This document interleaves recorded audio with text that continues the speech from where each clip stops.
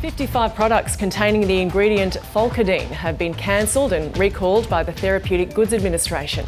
Anaesthetists have long called for the drug to be banned as it increases the risk of potentially fatal anaphylactic reactions under general anaesthetic.